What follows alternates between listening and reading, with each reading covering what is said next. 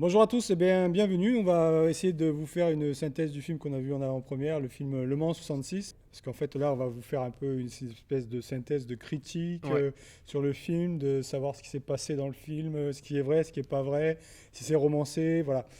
Où ça a été tourné, on va essayer de parler. C'est un film un peu historique, c'est pas un biopic, ça parle d'un moment précis de la vie de deux hommes. Donc, si vous voulez, c'est un film pour moi qui est complet. Donc, on va vous en parler après tout en détail. Ken, on se connaît depuis quand? J'ai déjà trahi ta confiance? Je vais te mettre au volant d'une voiture au Mans.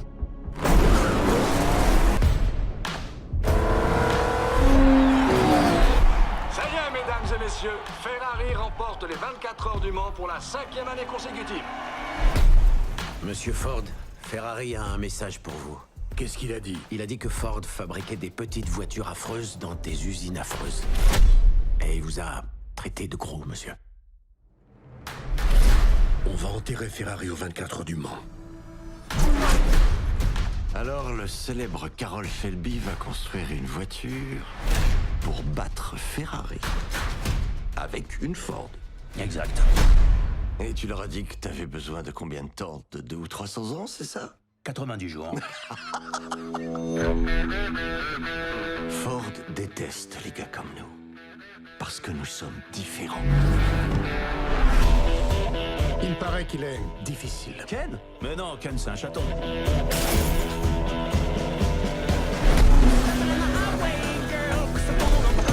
C'est horrible! S'il y a un problème, l'ordinateur va le trouver. Va me chercher du scotch et une pelote de laine. Qu'est-ce qu'ils font? Il rend votre voiture plus légère. Ça, c'est beaucoup mieux! Ken Miles, il a pas l'esprit Ford. On est sur le point d'aboutir. Et maintenant, vous me dites que je ne peux pas avoir le meilleur pilote du monde au volant? Donnez-moi une seule bonne raison pour que je ne renvoie pas tout le monde. Et vous le premier. Eh bien, parce qu'on est plus léger, plus rapide. Et quand ça ne suffit pas, on est plus méchant. Allez-y, Carroll. Partez en guerre. Et t'as un plan? C'est à haut risque. Je pensais que le but de tout ça, c'était de gagner cette maudite course.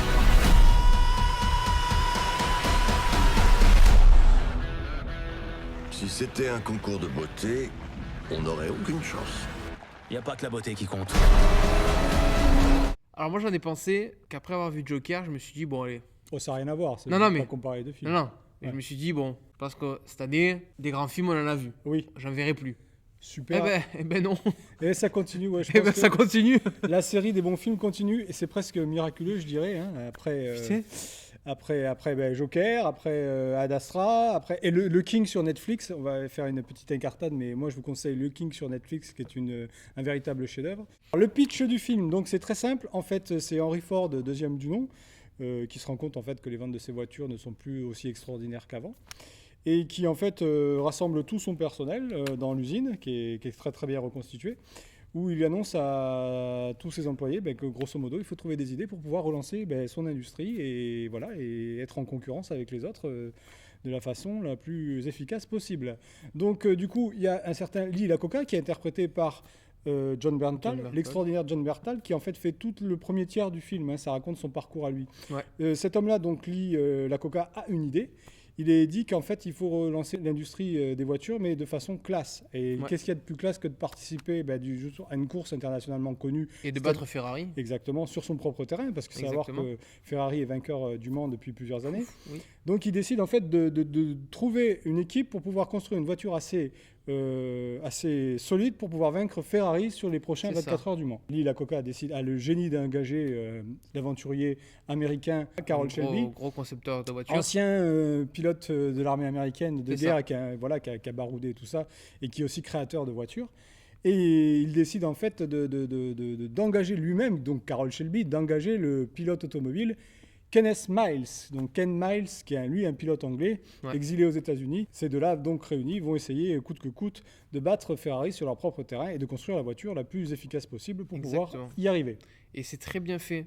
Moi qui suis pas fan de voiture, la façon dont ils ont essayé où ils ont montré la conception de la voiture, je m'y suis pris au jeu. Je me suis dit ah ouais putain c'est intelligent, c'est bien. Et c'est bien vraiment, il est bien monté parce que ça fait plaisir. Autant ma collègue qui est avec moi, elle, pareil, quand elle a su que c'était le truc de voiture, elle m'a dit, mais que tu m'amènes voir. Ma compagne aussi. Film de voiture, ça lui faisait pas plaisir à la base.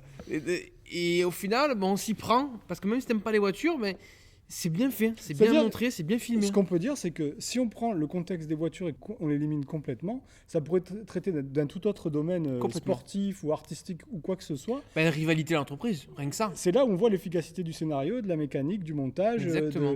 Voilà. Moi, je dirais qu'à la base, c'est plutôt une grande histoire d'amitié entre deux hommes. Ouais, cette histoire d'amitié, même alors j'y ai pensé, mais alors tout le long, au duo dans Once Upon a Time, à Brad Pitt et Leonardo. C'est vrai que ça fait beaucoup penser à ce duo-là. Que ce soit peut-être la période, du coup, ça y joue.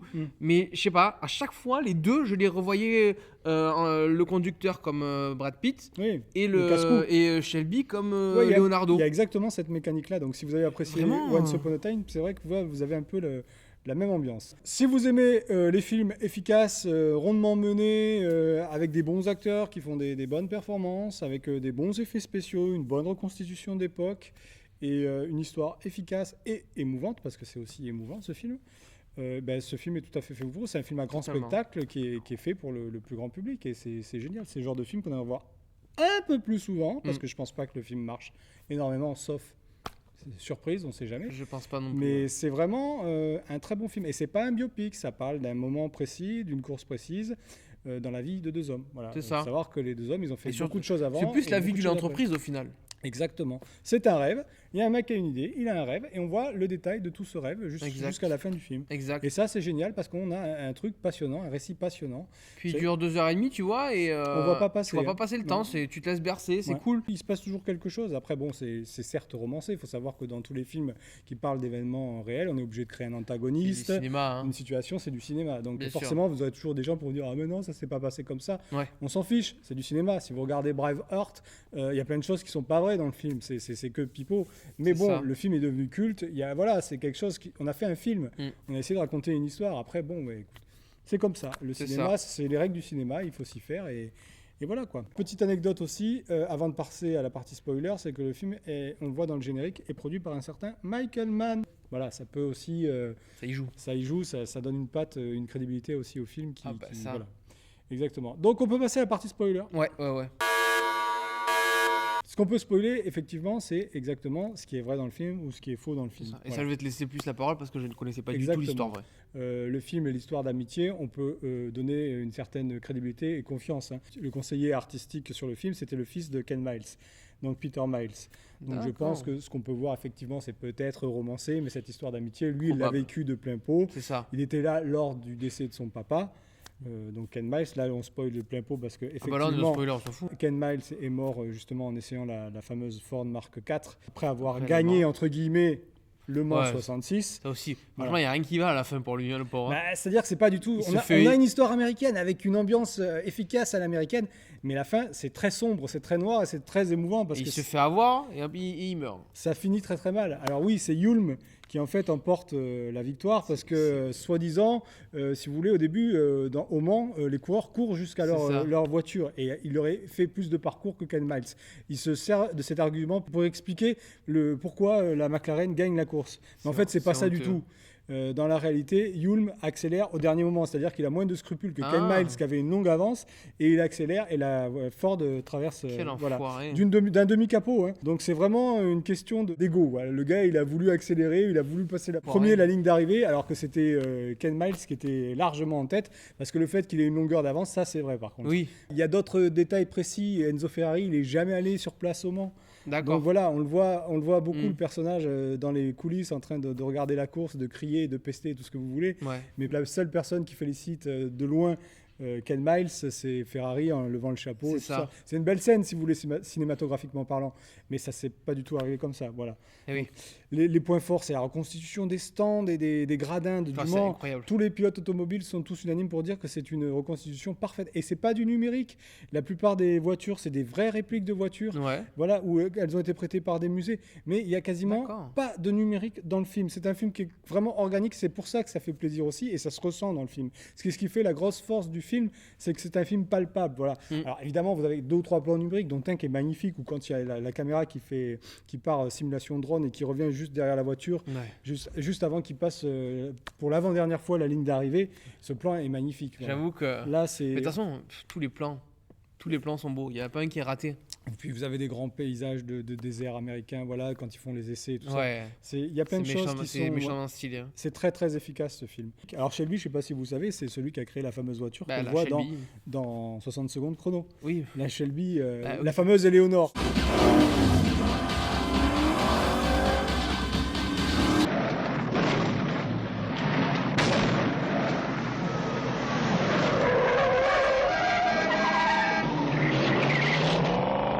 Et un truc aussi que j'aimerais souligner, c'est la tension dans ce film. C'est-à-dire que la course, même si tu... Je sais pas, moi je connaissais pas l'histoire, mais... Ah, moi non plus, je savais pas du tout. Tout le long, quand il courait, genre le premier 24 heures qu'il fait, c'était pas au Mans, je sais plus où c'est.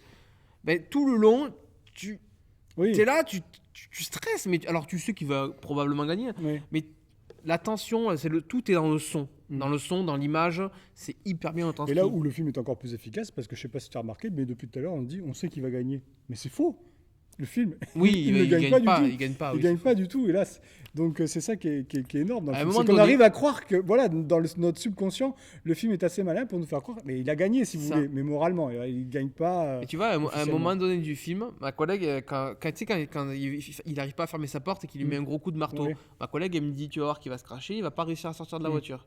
On aurait pu penser ça à ce moment-là, vu qu'il y avait cette histoire. Et au final, c'est à peu près ce qui s'est passé, mais plus tard. C'est très très bien amené, en fait, toutes ces petites anecdotes. Parce qu'il faut savoir que Le Mans, c'est pas la course la plus facile à retranscrire au cinéma. Plusieurs se sont cassés les dents dessus. Steve McQueen a essayé de retranscrire la course du Mans. Ouais. Et finalement, on se retrouve avec un film d'1h40 avec des... sans vraiment de péripéties. Il faut savoir que si vous n'amenez pas une histoire dans les coulisses, ça peut vite être répétitif. Quelque chose qui te tienne. C'est pas une course qui dure une demi-heure ou 1 heure ou même 10 minutes ou 1 minute. C'est une course qui dure 24 heures. Donc pour pouvoir retranscrire la pression et la passion justement du réalisateur pour cette course, je trouve qu'il s'en sort très très bien. À la fin, on a quand même une course de 40 minutes montre en main. 40 minutes, et ça passe à la vitesse de la lumière, alors que c'est une course qui en fait est très compliquée à suivre et très compliquée à filmer. Franchement, ça n'a pas dû être... Enfin, si, ça a dû être une partie de plaisir, mais je veux dire, ça n'a pas dû être facile à réaliser. Hein. Bah là, c'est le travail du montage. Wow. Le montage est assez fort et on arrive à vraiment être dedans, quoi. Ah, mais complètement, je te dis, j'étais là, j'étais comme ça, j'étais à fond dedans, quoi. Alors, dans les petites anecdotes, on peut aussi dire que le film, hormis les quelques images qu'on voit du Mans dans le vieux quartier historique, avec Christian Bale, tout le film a été tourné en Géorgie. La Géorgie, je vous explique pourquoi, parce que c'est un État qui finance beaucoup, enfin qui aide au financement des films énormément. Si vous vous rappelez de la pomme à la fin de chaque générique verte, voilà, avec marqué Géorgia, c'est parce que c'est un État qui soutient vachement le cinéma et qui ouvre sa région en fait pour les tournages de films importants. Et tant mieux, il en faut. Voilà. Kellen Miles est effectivement mort et de la même façon que dans le film sous les yeux de son fils à Riverside, en essayant la Mark 4, qui était une voiture qui n'était pas du tout stable à les extraits de journaux que j'ai vus. C'est pour ça, à mon avis, que... Et c'est une scène qui est bien amenée en fait, avec une voix off de son ami qui raconte ce qu'éprouve un pilote lors d'une voiture. Et je trouve, je sais pas, il y a quelque chose de poétique, même si c'est une fin sombre et dramatique. Je trouve que c'est touchant. Puis, je sais pas, c'est le fait qu'on le voit de loin, en gros de l'œil du fils, quoi. Oui, c'est encore plus... C'est subjectif, ouais. C'est le fils qui voit son père mourir de loin. Ça. On voit une fumée avec une explosion et en fait ça devient... Ouais. On peut parler de John Bernthal. John Bernthal, dedans, il est aussi très très bon. Alors, le pire, c'est qu'à la base, lui, alors je sais, je suis désolé, mais depuis Walking Dead, mais l'acteur, j'arrive pas à me le blairer à cause du personnage qui joue dans Walking Dead. Et là, enfin, j'ai réussi un peu. Parce qu'il touche notre corde sensible. On a l'histoire d'un gars qui en fait a une idée et qui se bat corps et âme pour la vendre à Henry Ford, qui est le gros patron avec tous les archétypes qu'on connaît, c'est-à-dire avec le gros cigare, à l'américaine. Et tout ça. Hyper classe, beaucoup de charisme, le costard. Il arrive à lui vendre cette idée. La prestance, quoi. et à être assez malin, et on le voit très bien, c'est très bien expliqué, il arrive à lui faire croire que l'idée vient de lui. Et ça, c'est génial, c'est stratégiquement très très fort. C'est vrai. Et tout le premier tiers du film, ça raconte ce Lila Coca qui essaye déjà de racheter Ferrari, se viande, et en disant la vérité en fait à Henry Ford, il arrive à toucher son ego et à déclencher la construction de cette équipe et de ce projet. C'est ça. Et ça, c'est génial. Ça, c'est vraiment génial. Ah, et John Bernthal, il est en train vraiment d'exploser, cet acteur. Donc oui, là, clairement, l'acteur, il arrive. Il va être là. On sent qu'il va dans les 10 prochaines années, il va falloir compter sur lui, effectivement. Ça lui va bien, ce petit rôle-là. D'ailleurs, je pense qu'à mon avis, il doit traîner dans les tiroirs une version longue de ce film. Parce que je sais pas si tu as remarqué, on sent que vers la fin, son personnage a envie d'exister, puis ça coupe, on passe à autre chose. C'est vrai. On sent qu'il y a, à mon avis, je pense que je serais pas très étonné de voir une version longue arriver en Blu-ray 4K ou en Blu-ray tout court, mais c'est très probable. Ça risque d'arriver parce qu'il y a matière à faire, à mon avis, c'est assez riche en anecdotes et en contexte pour pouvoir exister en version longue. Alors, à un moment donné, c'est vrai qu'ils essayent, il y a 2 ou 3 voitures qui se cassent la gueule dans la course et tout ça. Alors ça, c'est pipeau, c'est jamais arrivé. Oui, je me doute. Donc, mais on essaye d'un peu de cinéma. Ça, après, c'est pour attirer, c'est pour la bande-annonce, je pense. Bien sûr, ces images-là. C'est tellement pas donc très grave. Après, c'est de la mauvaise foi de dire que le film est pas bon parce que ça s'est pas passé comme ça. Non, le film était ultra efficace, le film est très bon, il y a des très bons acteurs. Christian Bale, il nous refait un peu une composition un peu à la Fighter, je sais pas si tu as vu ce film avec Mark Wahlberg. Pas du tout. Voilà, c'est un peu le même style, mais de façon peut-être un peu plus subtile. Matt Damon pète la classe dans ce film, il n'y a rien à dire avec ses lunettes et tout ça, il est ultra classe, quoi. Il a un très beau duo, du coup trio avec Bernthal. Mais non, franchement, rien à dire. Alors, c'est un film qui est un peu anachronique, on en parlait tout à l'heure, parce que c'est pas vraiment un film qui est dans l'air du temps. Voilà, c'est pas ce que les gens ont envie de voir mais c'était plutôt le genre de film qu'on voyait dans les années 90.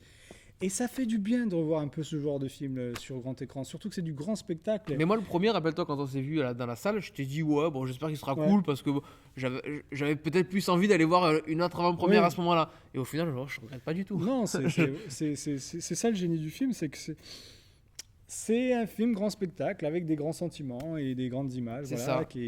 Et sans toi, j'aurais peut-être pas été le voir, tu vois. Ah ouais, franchement, alors, parce que avant que ce genre de film ça plairait à beaucoup de monde, je suis sûr. Hein. C'est très efficace. Moi, ma compagne, la première, qui aime pas du tout les voitures, elle a adoré le film, quoi. Donc c'est. J'ai même conseillé à mon meilleur ami qui est hyper fan de voitures. J'ai dit mercredi, ça sort ça, va le voir. Il faut. À l'américaine peut-être, mais bon, c'est un film qui parle d'américain, donc forcément, pourquoi pas, c'est normal. Quelque part, il doit y avoir un raté dans la com, c'est pas possible. Alors, avant que ce genre de film disparaisse des salles, allez le voir. Avant que ce soit Netflix qui récupère ce genre de projet, il faut vraiment aller le voir, et là, franchement, vous vous régalerez. Le Mans 66, on vous le conseille, mettez le pied au plancher pour aller voir ce film, et faites attention quand même sur la route, mais vraiment, c'est un très grand film que je vous recommande chaudement. Voilà. Parce qu'en sortant de la salle... on a l'accélérateur qui titille. On a l'accélérateur facile. Voilà. Alors, c'est pas Fast and Furious le film, c'est beaucoup plus intelligent que ça. Oui. D'accord.